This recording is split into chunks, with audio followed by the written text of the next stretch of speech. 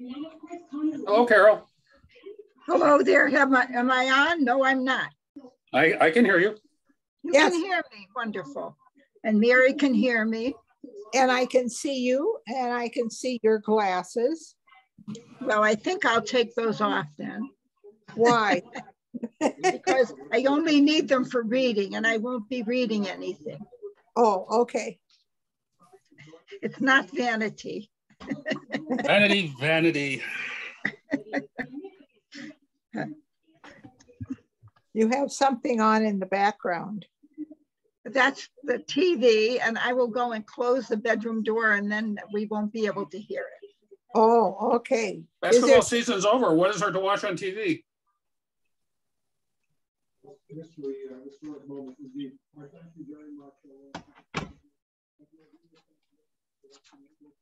Did you make some remark about Rudy? No, I was going to say basketball season's over. What is there to watch on TV? Oh, we haven't. We don't have anything in mind to watch on TV. I don't know what we'll do, actually. We'll find something. Oh, here's Don. Okay. Okay, here I am again.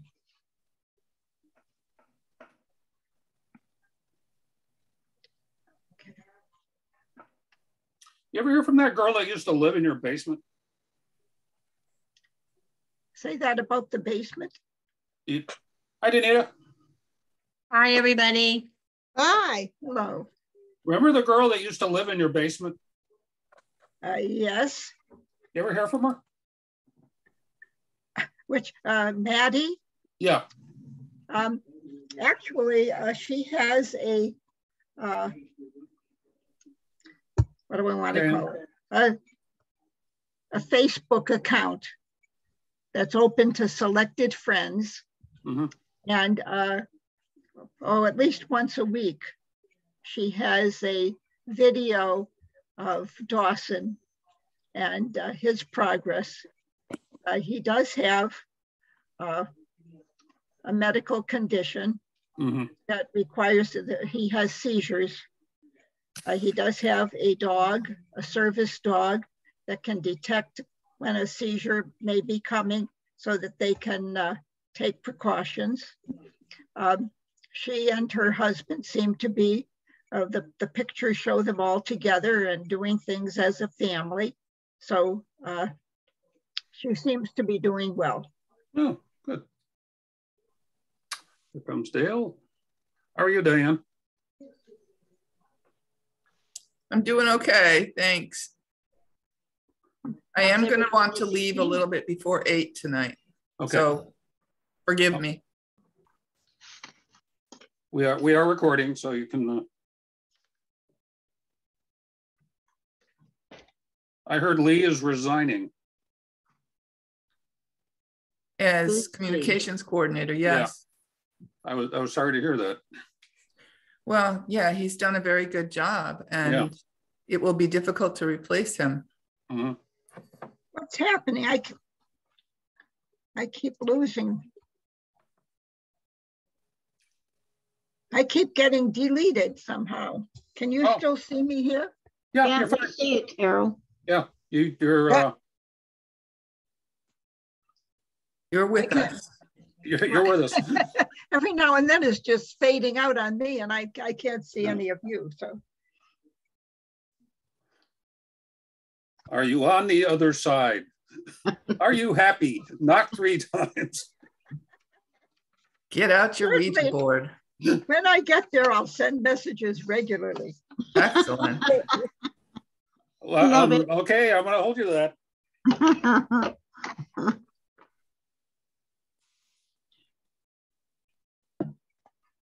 I can't look out your window and see all the daylight still. I can't get over it. It's beautiful. It's beautiful, but I still hate daylight savings time. Oh, yeah. You don't save any time. I mean, it's the same day. It's the same daylight, you know? What? Oh, I thought you were no. My brain doesn't understand what time it is. Is Carol on? I don't know. I want to say hi Yeah, to there's Carol. Carol. Hi, Carol. Carol. Hi, Where Carol. are you? I gotta. Carol's Oh, here. there. Suzanne's and here. there's Suzanne. Hi, Suzanne. Hi, I tried to call you on Saturday. Did you get my message? We'll talk this week. I didn't get I didn't get a phone message. It may be there and I haven't seen it. Okay, we gotta talk. I did get some kind of maybe on my email. I thought I left it on. I called you and left a message, but we'll talk this week. Okay, yes. The message said something about talking. Yeah. Okay. Take care. Okay. Yes. God bless you. Okay, I think we have the quorum. The Hellers are going to a town meeting tonight. So they won't be here. Let me close this door. Okay. Oops.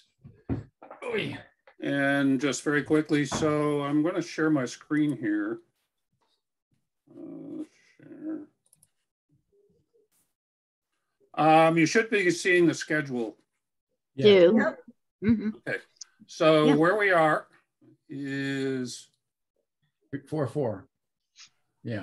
Yep. Right here. So we're going to have we're going to start with some of the prophets from Professor Cohen, and we'll be working through the prophets here, and then we'll move into the Psalms and wrap it up with Job and some suffering.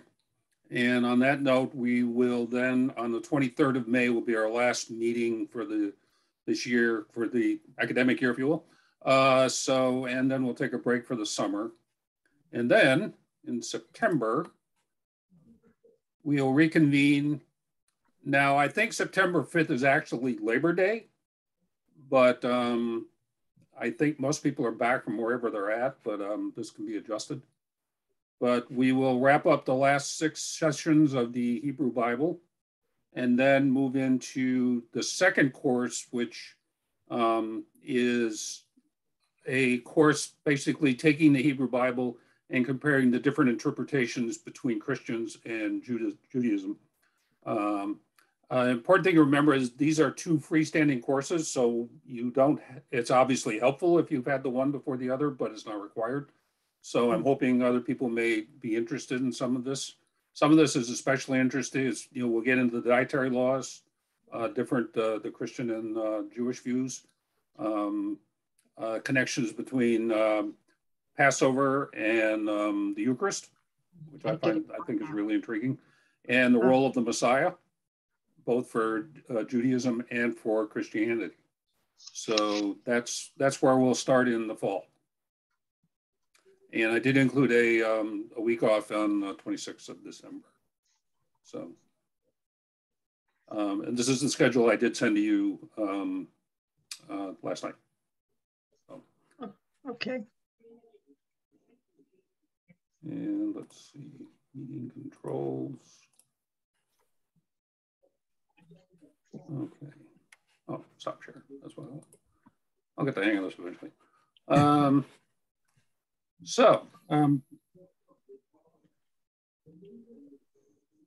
Excuse me a minute while I deal with that.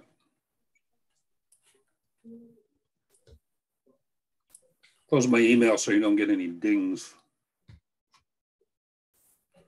Okay, so any questions or comments before we proceed?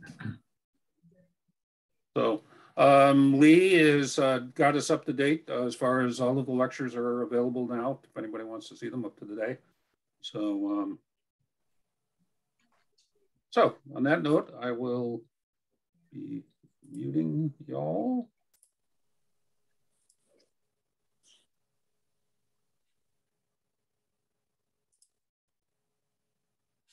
And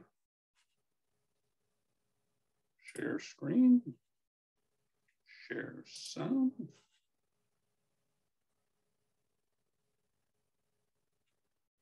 Okay.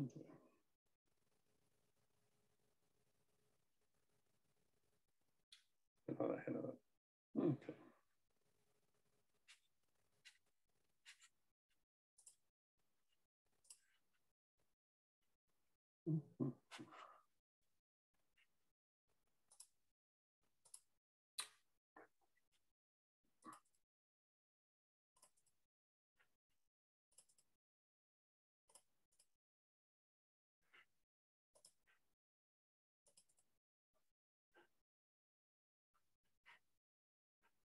And we are,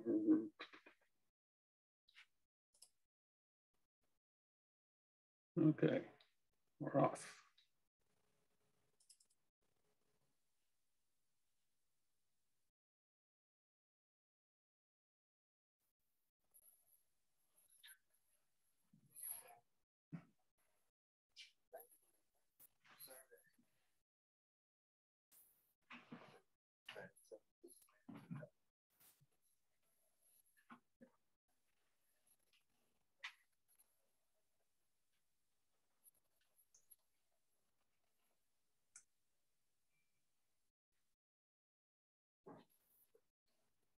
Are you here?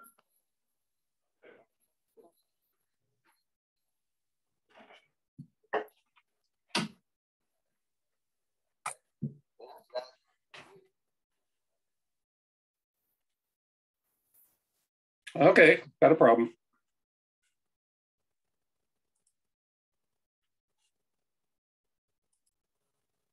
There.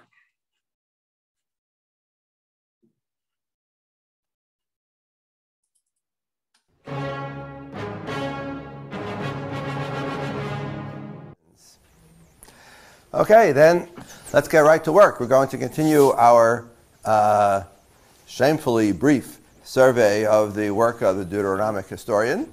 We could easily spend several weeks reading through some of these great stories in the books of Samuel and Kings, but alas, time presses, so we're flying over at 20,000 feet, I would say, and hopefully at some future time you'll come back and read these stories in greater detail. In any case, we're focusing today on two subjects. One is the Deuteronomic narrative. We've already been introduced to that, so we're going to continue that today. And after that, we take care of some large issues. We'll discuss the tales of the prophets, notably Elijah and Elisha. That's today.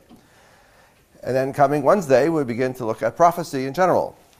As I said, we're zooming along. Okay, so the Deuteronomic narrative. So somebody remind me, what is a Deuteronomic narrative? Good. Deuteronomic narrative, excellent. So is the modern scholarly name that we assign to the school of writers who give us the books of Joshua, Judges, Samuel, and Kings. That is the Deuteronomic narrative. And the author is the Deuteronomist. Okay, that's review, class. So we're up to now to the monarchy, to the parts in the books described in the books of 1 Kings and 2 Kings. So what is the major overall thesis? So David founds a divinely approved royal dynasty, right? Samuel had anointed Saul, but that did not work out. That dynasty wasn't going to go anywhere. So Saul dies, and his son dies with him, and there is no Saul dynasty. Saul is replaced by David, and David does found a dynasty. This dynasty is approved by God in the person of Nathan the prophet, who announces to him, as we discussed last time, that God will build a house for you, and you will now have a royal dynasty. His son, David's son, Solomon, right, builds the temple in Jerusalem, and it is described in glorious detail, and it is a glorious building. We do not have a single archaeological shred of this building, so we have no idea what it actually looked like. And dirty footnote, we can't even be 100% sure where it was located either. But I won't bother with that, pursue that problem right now, since we don't have any shred of the building. All we have is the report in the books of Kings. So where do we stand? We have David establishes a dynasty. His son Solomon succeeds him. A little rocky transition, but Solomon succeeds him, builds the temple. We have a glorious king and a glorious kingdom. And the person of Solomon then is the height of fame, power, and glory, and described in some detail in those opening chapters of the book of 1 Kings. We know he's a glorious king because he marries the daughter of Pharaoh. The narrator is not quite 100% sure if he approves or disapproves. On the one hand, he marries the daughter of Pharaoh. That shows that Solomon really made it big time in the politics of the Near East. On the other hand, he marries a foreign woman, an idolater. That's bad. So the narrator has both points. But in any case, Solomon is powerful enough that Pharaoh gives him his daughter as queen. We have the Queen of Sheba story, showing again foreign admiration from kings and queens far and near. We have the cut the baby in half story, which shows Solomon's wisdom. So Solomon's got it all. May I remind you, modern scholars are not convinced that Solomon had it all. Modern scholars are not convinced that any of this is true. Namely, this is legend. This is utopian, retrospective nostalgia for the good old days before things went bad. And David and Solomon are just some local nabobs or local strongmen or local thugs who are powerful in this little village here of Jerusalem, and this whole stuff about glory and empire is grossly exaggerated. Or maybe it's true. Okay, I don't have any money on that horse race. I don't know. Any case, according to the narrator at least, so Solomon was the height of power, fame, glory, and wisdom.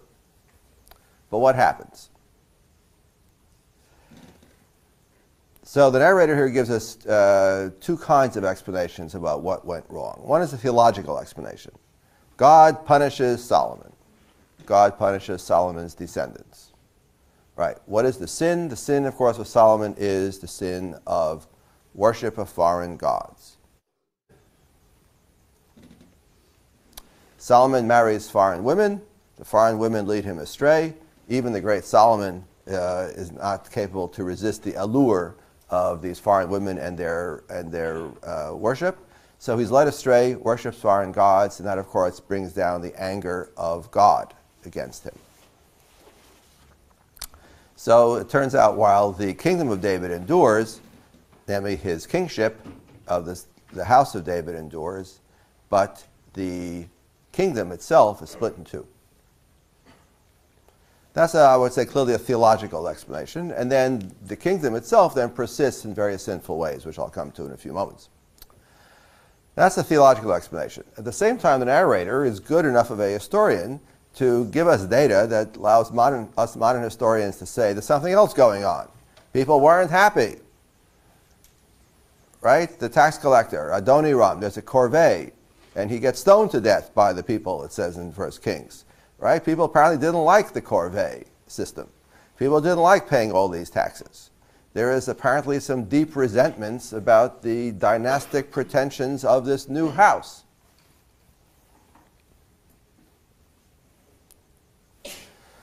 So we modern historians can see we have a theological explanation in the text, but the text itself gives us the stuff, the wherewithal by which we can construct a more historical kind of explanation. In any case, after Solomon dies, the kingdom splits in two. We have the northern kingdom, the kingdom of Ephraim, presided over by Jeroboam, and we have the kingdom of the south, presided over by Solomon's son Rehoboam, or Rehoboam, I think you say in English. In Hebrew we say Rehoboam. All right, so we'll just say Rehoboam, we'll just say, which is Rehoboam in Hebrew, son of Solomon. As I say in the notes, it's not clear how united, so we have now a divided monarchy. We have united monarchy followed by divided monarchy. United monarchy, David and Solomon, then divided monarchy. Modern scholars aren't sure the united monarchy was ever very united. That's part and parcel of the social explanation that we bring to bear to explain what's going on.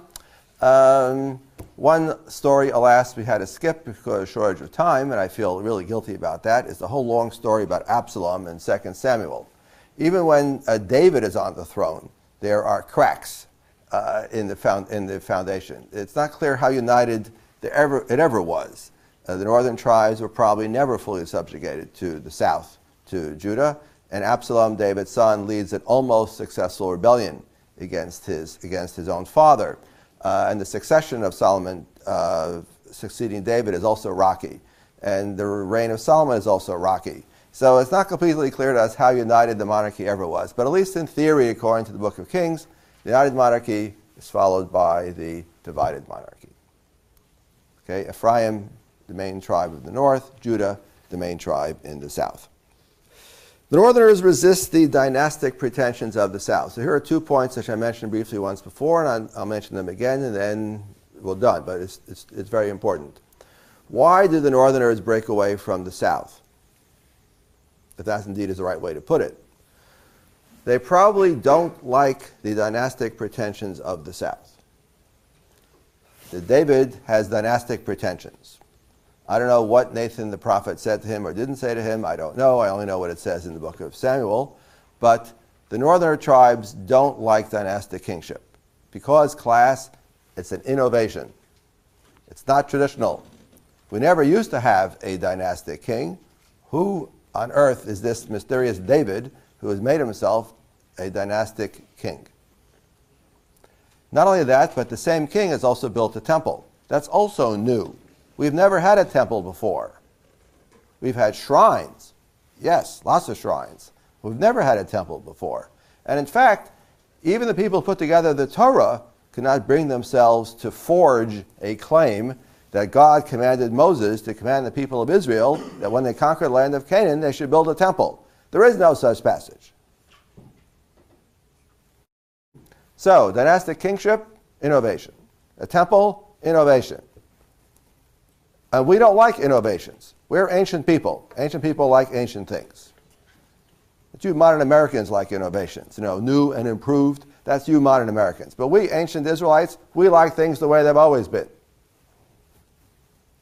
So David, Solomon, we're out of here. We reject dynastic kingship. We reject your temple. The book of Kings does not let us see this mode of argumentation. But we modern Bible scholars are absolutely convinced that something is going on here. That David and Solomon represent a new turn that the tribe of Judah goes along with, because David and Solomon, after all, are their boys, but the northern tribes just walk away. So, what does Jeroboam do? Jeroboam breaks away from the south, southern kingdom. He sets up his own kingdom, and as I've already remarked here once before, dynastic kingship does not really take root in the north. Usually goes for a couple of generations, and then it stops, then it's replaced by somebody else. And he builds not temples, but he builds cult sites at Bethel in the south, not far from Jerusalem, and Dan in the north, each one featuring a calf, with the claim that this is where Israel should worship its gods. Okay, so that's Jeroboam. In the eyes of the author of the book of Kings, Jeroboam, and indeed the entire line of northern kings, are all a bunch of no-goods. Because he, the author of the book of Kings, is a strong proponent of the Davidic monarchy, a strong proponent of the temple in Jerusalem, a strong proponent of the idea there should be only one temple, worship in the one cult site. After all, he's a Deuteronomist, so he thinks that all cult activities should be concentrated in the one place in which God has chosen his name to dwell, namely the Temple of Jerusalem. The northerners, by every step that they take, are in effect rejecting these claims. Therefore, the narrator does not like the northern kingdom. The narrator sees them, no matter how good they try to be, it doesn't matter, because they're all wallowing in sin. By rejecting the dynastic claims of David and by rejecting the temple, they are wallowing in sin. This, in summary, is called by the narrator of Kings the sin of Jeroboam, the sin of rebellion, and the sin of idolatry. Hint, hint, class, it's not going to end well. Again, the narrator of the book of Kings is setting you up for the ultimate destruction several centuries down the road. He doesn't really deal with this, why the northern kingdom actually lasted for several centuries, and some of that time actually was prospering. He sort of slides over that, but ultimately it will come to no good because it was built on weak foundations, or on foundations of sin. In addition, the narrator, of course, likes to find fault with the northern kingdom for their constant worship of other gods, notably Baal, the local Canaanite deity. Again, from our modern Bible scholar perspective, if you ask Jeroboam, don't you know that, and Jeroboam and your successors, don't you know that worship of Baal is sinful? Don't you know that this is tantamount to an act of rebellion against YHWH? Why do you persist in such evil? Why do you persist in such folly? What would Jeroboam say?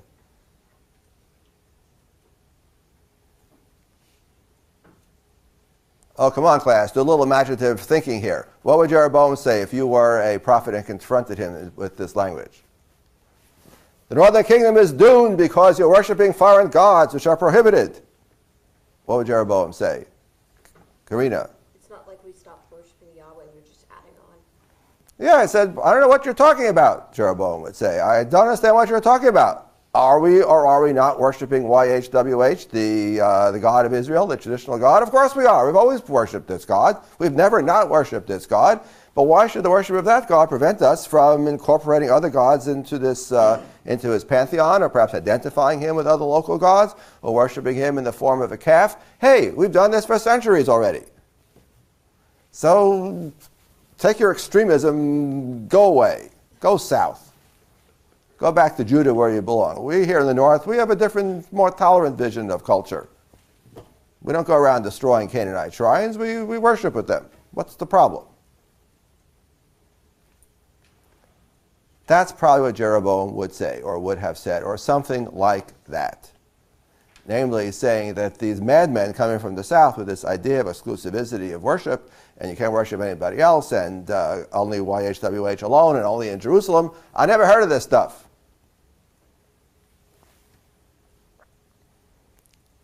There's a Kulturkampf here, class, right? There's a clash. Something like that. In other words, the Book of Kings is applying the author's own, the Deuteronomic school's own perception of events, and reads that back into the narrative, so that we, the readers, know that Jeroboam and the northern kingdom is sinful and rotten to the core from day one. But that's probably not entirely fair to Jeroboam and the northern kingdom.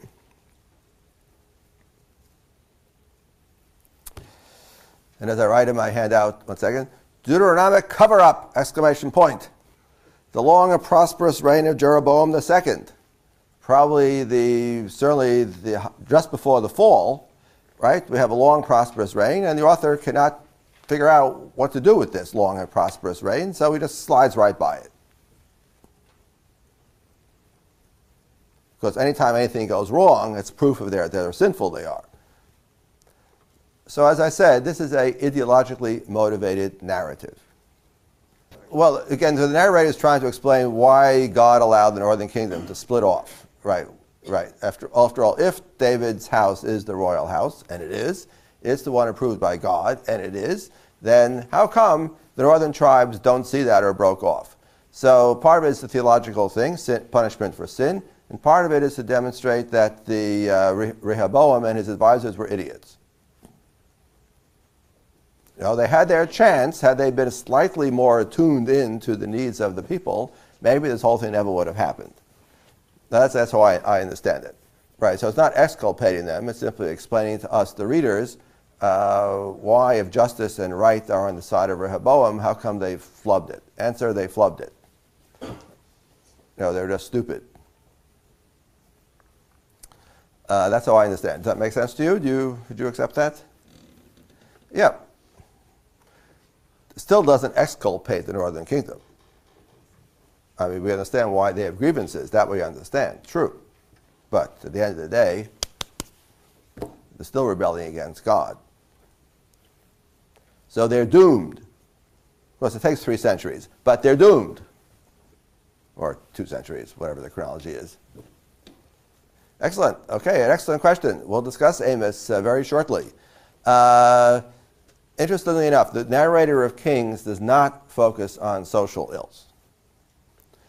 For the narrator of Kings, the sin of Jeroboam and the sin of the northern kingdom is, as I said, a sin of rejection of the Davidic house, a sin of rejection of God's temple, a sin of worshiping other gods alongside YHWH, which we may call, for shorthand, idolatry. These are the sins for which the northern kingdom is punished and ultimately destroyed.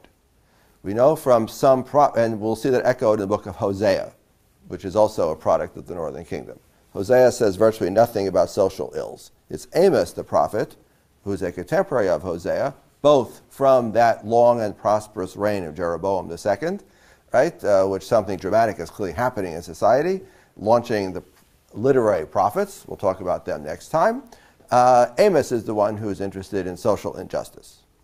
That for him is the crowning sin of the northern kingdom. But that's a perspective which I said is not shared by Hosea, and the author of Kings does not follow up on that. Okay, that's the story of the northern kingdom. Doomed to failure, doomed to collapse from day one. But of course it does persist for several centuries, at least two, until 721 BCE, when it falls into the juggernaut, the Assyrian juggernaut. The Assyrians were the big empire in town, and the northern kingdom didn't have a chance. Just a small kingdom swallowed up by large imperialist colonial empire. If you are a Deuteronomist, you see that, of course, as condign divine punishment. If you're not a Deuteronomist, you would say, yeah, it's a small kingdom swallowed up by a large imperialist colonial empire. What are they going to do? Sin Shmin, right? What are they going to do? That's Shaye Cohen's comment on that. Okay. Let's discuss the southern kingdom.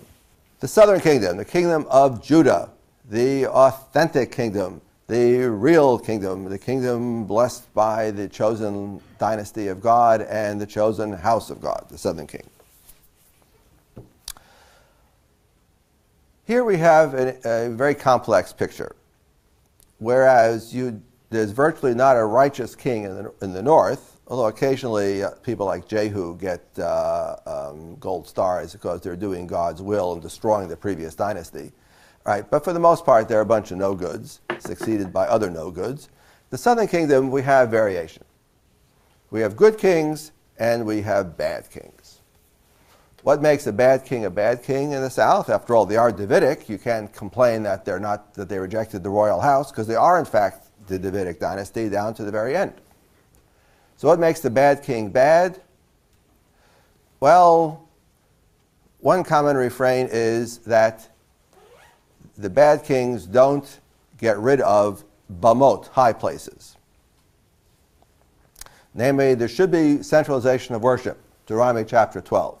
Sacrificial acts should take place only at the central shrine. Again, you can have sacred profane slaughter if you want a hamburger, that's okay, but ritual slaughter, sacred slaughter, takes place only at the central shrine. That's the way it should be.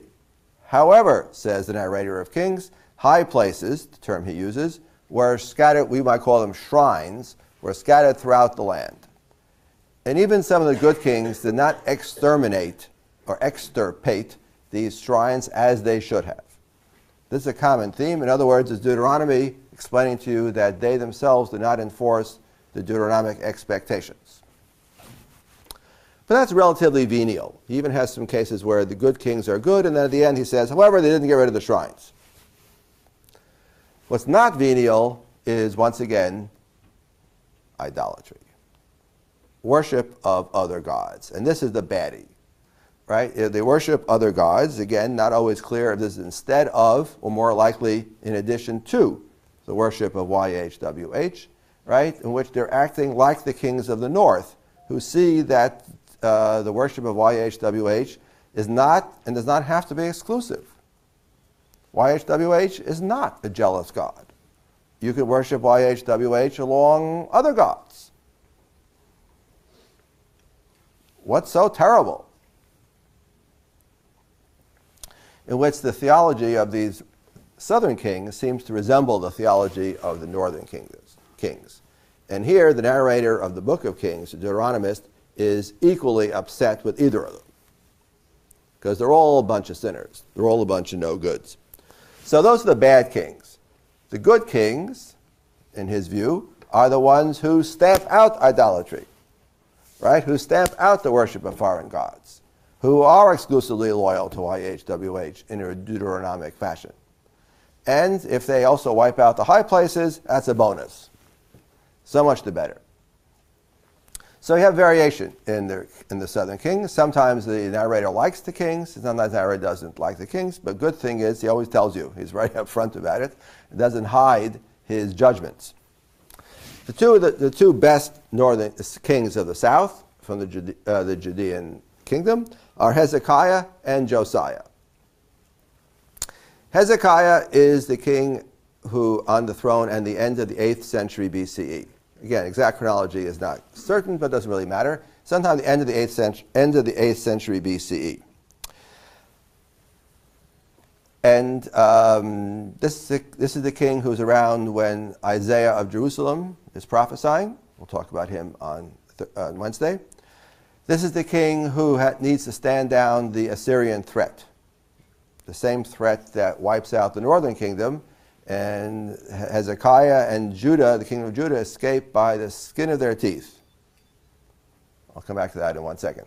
The other good king is Josiah. Josiah is the one who, you recall what happened to Josiah, 621 BC, what happened? What dramatic event? He's cleaning up the temple because of all the profanations of Manasseh, who's the worst of the worst kings. And while they're cleaning up the temple, they find the scroll, they find the book. Right, that's Josiah, that's the good king, who clearly was trying hard to undo the evil perpetrated by Manasseh. Manasseh is, of all the wicked and bad kings of the south, he is by far the worst in the point of view of the narrator of kings. Right, he's the one who has all the obscene cult acts taking place in the temple, and shrines and sacred pillars and altars and everything. Ugh. So Josiah is trying to clean it up. So we go from Hezekiah, good guy, Manasseh, bad guy, Josiah, good guy. That's his string of kings. And I left one brief one out there in the middle, but that's the big three of the 8th and 7th centuries BCE. Let's talk about the Hezekiah story for a moment. How does the southern kingdom escape the Assyrian juggernaut? 721 BC, the northern kingdom is helpless before the arrival of the Assyrians, and they are exiled. And they're gone. 721 BC, these are the 10 lost tribes. Right? The tribes of the northern kingdom who are exiled by the Assyrians and lost. Gone, never to return. But the southern kingdom somehow mysteriously escapes. Now, if you read the narrative in 2 Kings, I ask you to look at some of that narrative. The narrator clearly has different sources. The narrator tells a very confusing story. At one and the same time, he tells us that King Hezekiah had to pay tribute to the Assyrian king, which certainly suggests minimally some kind of subservience, kowtowing subservience. Please don't kill me, please don't kill me, please don't kill me. I'll pay you tribute, I'll pay you tribute, I'll pay you tribute. Right, that's on the one side. On the other side, we have the wicked king of Assyria sends a mighty host, a mighty army to besiege Jerusalem. And Jerusalem is besieged, and the citizens are terrified. But Isaiah the prophet turns to Hezekiah and says, "Don't you worry, everything will be fine." And then in some dramatic moment, a panic seizes the Assyrian army, and they flee. Or Hezekiah, or the king hears about some trouble back home, and he has to go home. Or the angel smites the camp. I don't know, something strange is going on. Anyway, it was a very close call, but a miraculous deliverance.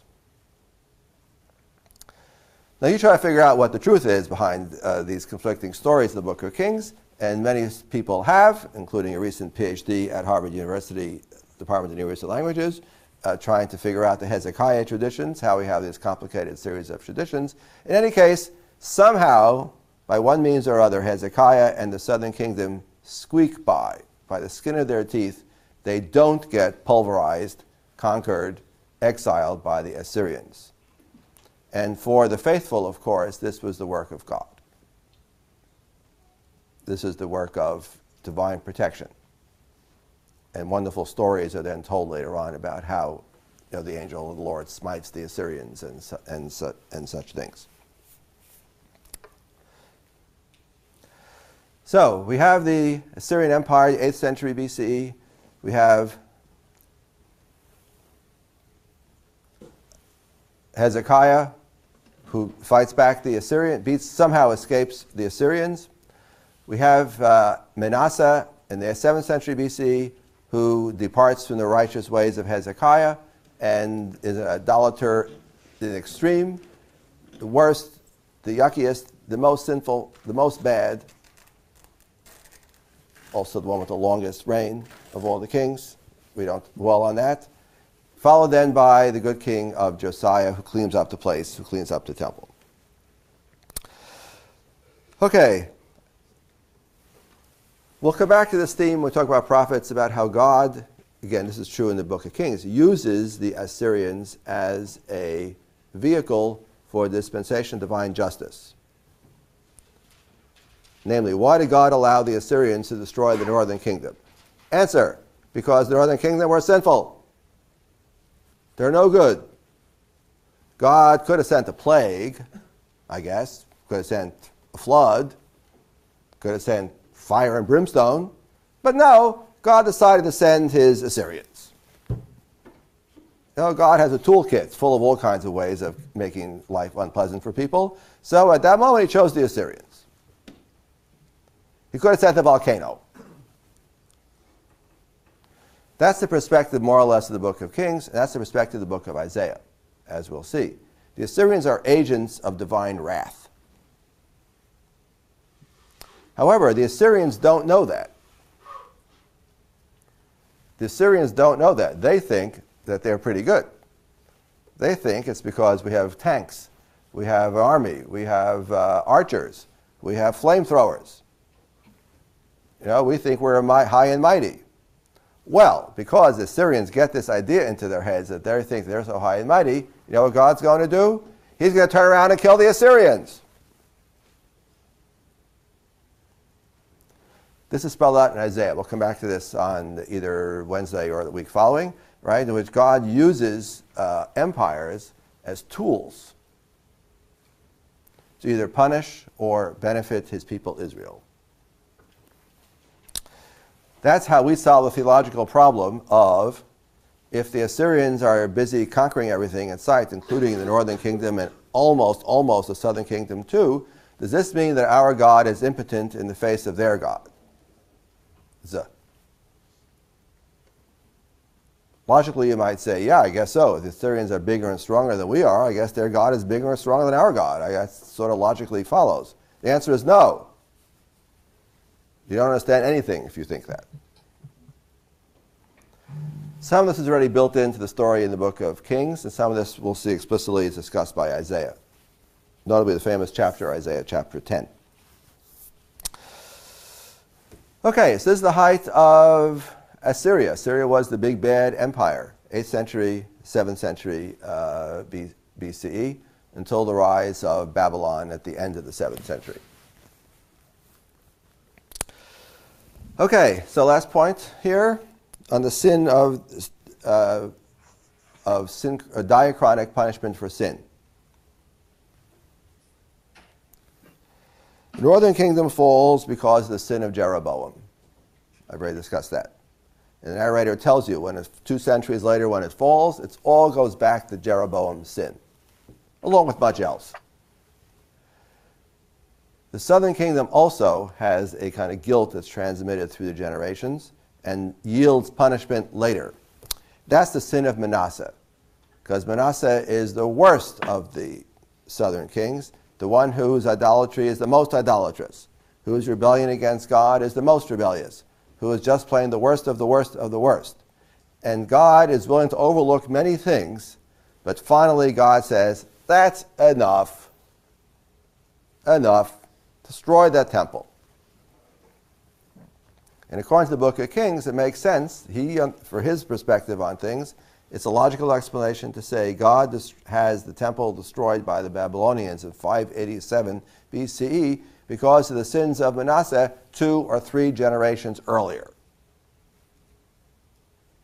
It's the same logic. The sin of Jeroboam carries forward. The sin of Manasseh carries forward. In the eyes of the narrator of Kings, the Deuteronomist, this is perfectly acceptable. Later Jews, later readers, later Jews, later Christians, or later theists, reading this narrative will not be entirely satisfied with this explanation because it seems unfair. You can see that already in the book of Chronicles, which is a revision of much of the story of the book of Kings. But anyway, the author of Kings is content. God is just. The northern kingdom fell for the sin of Jeroboam. The southern kingdom fell for the sin of Manasseh. Okay, that's all I'm going to say about the Deuteronomist and the two kingdoms. Now we're up to the tales of prophets, the tales of the prophets. I already mentioned that the Deuteronomist, the narrator, Joshua through Kings, right, has pieces on his desk. He's writing a history, but he's not making stuff up. I mean, sorry, he is making stuff up. But in addition to making stuff up, he also has sources. He has various stories, traditions, and whatnot, which he needs to blend together to create a unified narrative. And as far as we know, he seems to try to doing his job conscientiously and skillfully. But every so often, we could see that the material, he can't quite get his hands around the material. So in addition to having stuff about the northern kingdom and stuff about the southern kingdom, and he also has seen some chronicles of various kinds or various data, other things, he seems to have a corpus of stories about Elijah and Elisha. And he tries very hard, and some other holy men too. And he tries very hard to squeeze these in and get the chronology right, and occasionally run into bumps in the narrative, but I sympathize. But we do have a distinctive element, a strand, we might say, in these chapters of Kings, the stories of Elijah and Elisha. These are prophets, but they're not prophets like Hosea and Amos. They're not prophets like Isaiah and Jeremiah. Those are literary prophets, where we have a book of the prophecies of Hosea, Amos, Isaiah, Jeremiah, Ezekiel. These are literary prophets. Elijah and Elisha are not literary prophets. They seem to be something of a different kind. They are holy men. They are miracle workers. They are perhaps charismatic, if you want to use that word again. They are not social reformers. They are not men who write dramatic poetry describing the ills of society and the wrath of God. No, that's what their successors will do centuries down the road. Elijah and Elisha wander the countryside, and they do occasionally confront kings and such, but they're primarily noticed by, or noticeable by their dramatic acts in society. Everybody likes these stories because they're miracle stories. They sometimes the same miracles attributed to Elijah and to Elisha. We seem to have parallel stories, doublets. And anybody who reads these stories and knows the New Testament will recognize that these are the sources of many of the miracle stories in the New Testament. Jesus does what Elijah and Elisha had already done. This establishes his credentials as a holy man. But that's a different discussion. In that society, there are these holy men apparently wandering around. If you trust the book of Kings, these are the two most distinguished figures of this time. But you have other holy men walking around society. Interestingly enough, some of these prophets are on God's team, and some of these prophets are on, what shall we say, the other team. And that's clearest of all when you get to the very dramatic story of 1 Kings 18, which is a super dramatic story about Elijah confronting the priests of Baal, as they're called, in Mount Carmel, where the God team, if I may use that word, has the holy man Elisha. The Baal team has people called priests of Baal. And we have a contest. Who's the real God? Is it YHWH or is it Baal? Now, how does this take place, class? Is this a theological disputation as we talk about the finer points of Israelite theology? No. Is it we ask to see whose side is more just or more righteous? No. It's a contest, right? Which God can bring fire down from heaven? The 250 priests of Baal or the one holy man, Elijah? Okay, I know some of you may not have looked at the story, but I hope I'm not ruining anything when I say, well, how does it end? How does it end? Elijah is triumphant, right? Upon his prayer, right, the fire comes down from heaven and lights the altar. And what does Elijah promptly do? Let's go kill those 250 priests of Baal. Right, it's a high stakes debate, class. Right. So the 250 priests of Baal get killed off. But we have here, you see, a contest of holy men, or different models of holy men. You have prophets, people with the title of prophets, people with other titles. But apparently we have contest. This is a society full of holy men of various kinds, who each one promoting their vision. And Elijah, at least the story as given to us by the narrator of the book of Kings, presents Elijah to us as a champion of the YHWH alone perspective, right? Opposing the priests of Baal, presumably who are supporting their perspective that you can worship YHWH and Baal also, that's not a problem. But that view clearly is wrong, and they pay for it with their life.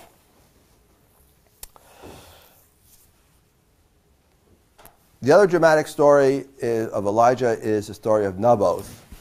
I think it's how you say it in English. Naboth? How do you say that in English? I think so, yeah, Naboth. It probably would be Naboth, right? Yeah. I guess Naboth. In Hebrew, it's Navot. In English, I guess, it's Naboth. Right? The story in 1 Kings 21, which is also a beautiful story. I mean, it's a very dramatic story, right? In which the king Ahab, or actually here he's put up to it by his even more wicked wife, more wicked than he is. He's actually a half-sympathetic figure. But Jezebel, of course, the name Jezebel endures today as a not entirely complimentary name to call a woman. So Jezebel, of course, is the wicked, is the evil one behind the scenes. So Ahab covets a piece of land, right? Jezebel manipulates the judicial system to have its owner condemned to death. And then the property comes to the king, as happens in many societies, where if someone suffers a capital punishment, the property goes to the king.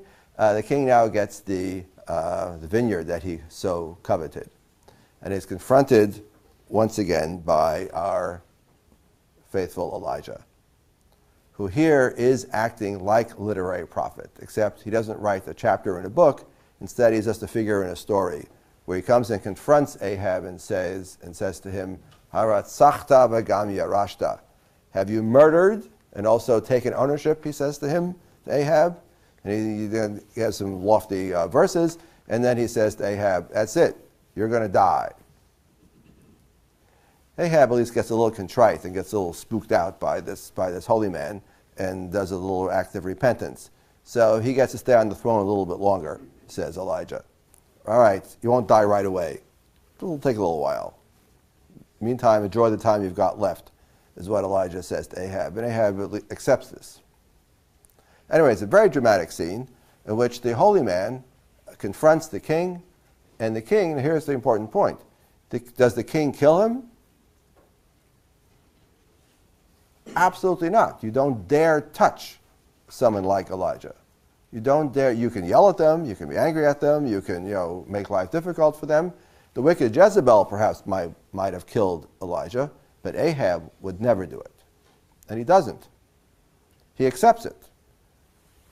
This is the anticipation of what we're going to see in this prophetic figure. These are not literary figures yet, Elijah and Elisha, but we can see already glimmerings of what will become literary prophets, where these dramatic scenes where the holy man confronts power, or the king, and speaks truth to power. That ultimately is what literary prophets are all about, as we will see. But here, these pre-literary prophets, they're figures in a story, but we don't have any books of the prophecies of Elijah or Elisha. They are doing the same thing, anticipating what's going to emerge in the centuries following. The usual explanation is that literary prophets develop out of the pre-literary prophets. So on a scale, line of development, we understand holy men, miracle workers, magic men. That's a well-known social type.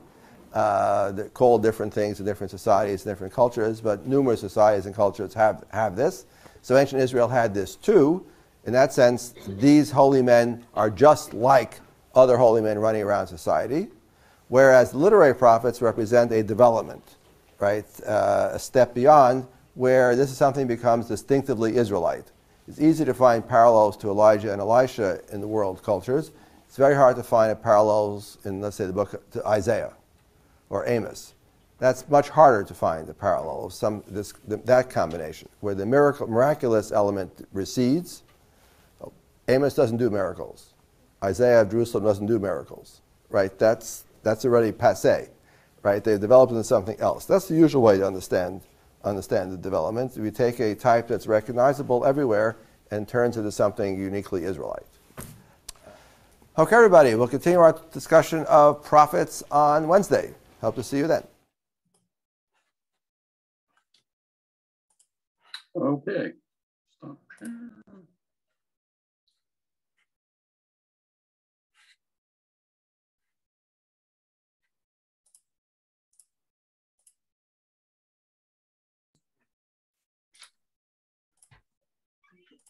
Okay, so any thoughts? One of the things is I think that came out and that we want to keep in mind as we go through the class is that there is a distinction between literary and non-literary prophets.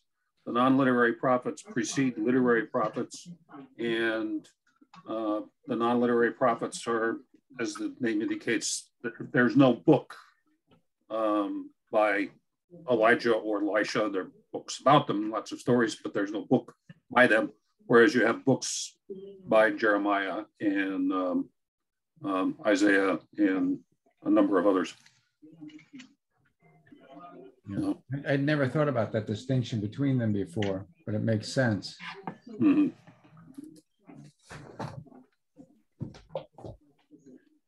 I guess one question is that when he mentioned Christianity, though, it struck me that would we consider Jesus a literary prophet or a non-literary prophet? Because he did a lot of stuff, but most of the writing is by his students, if you will.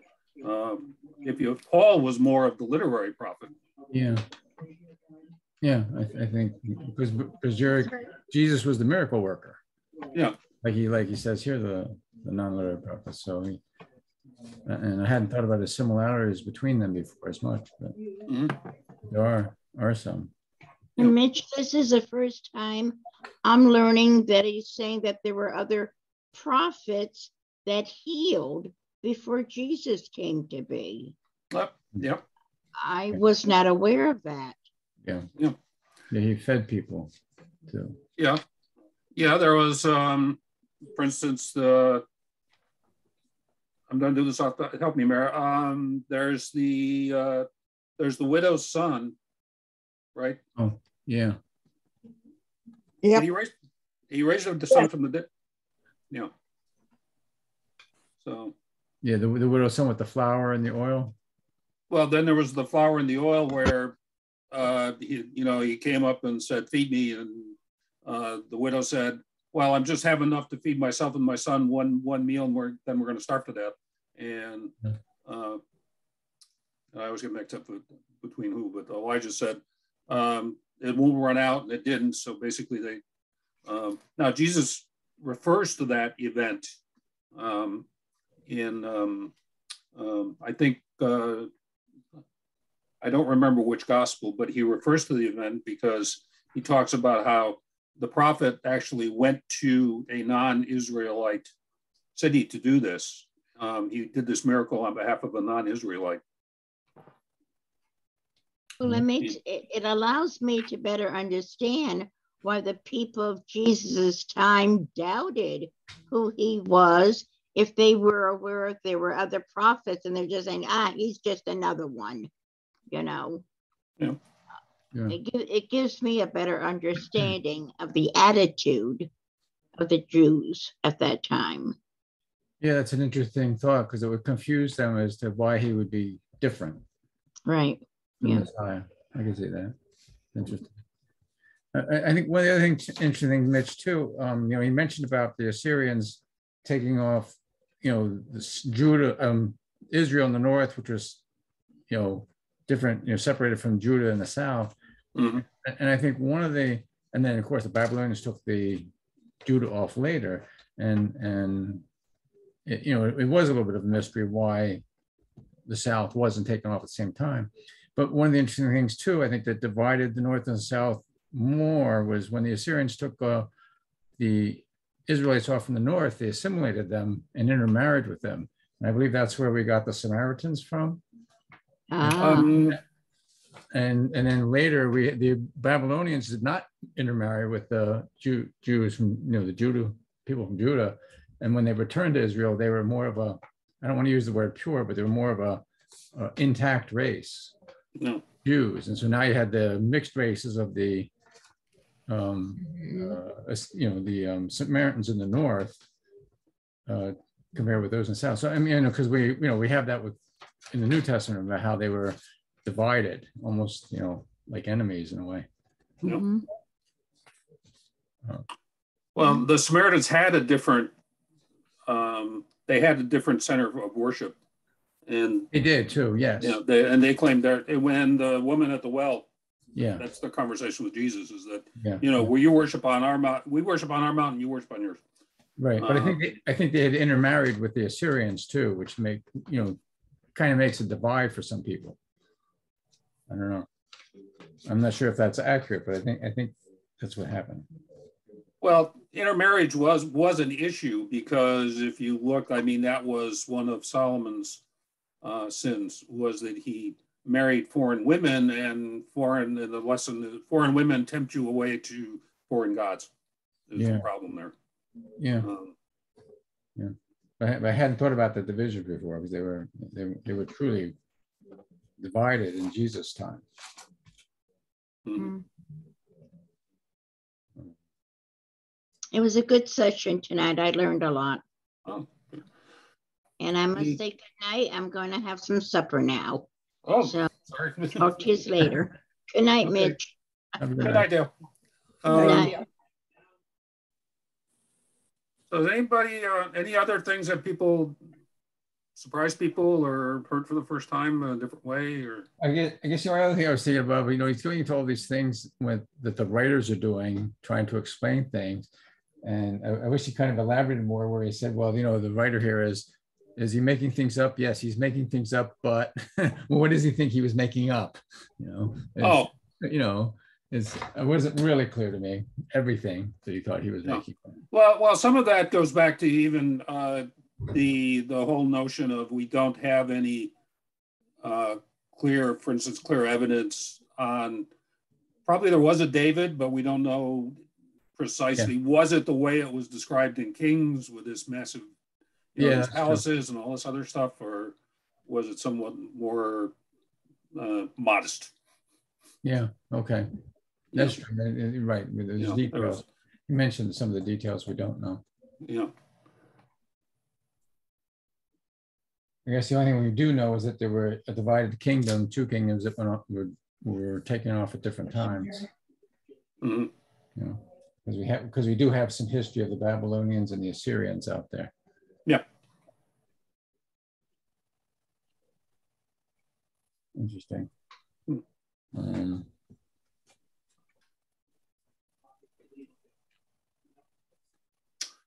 Okay.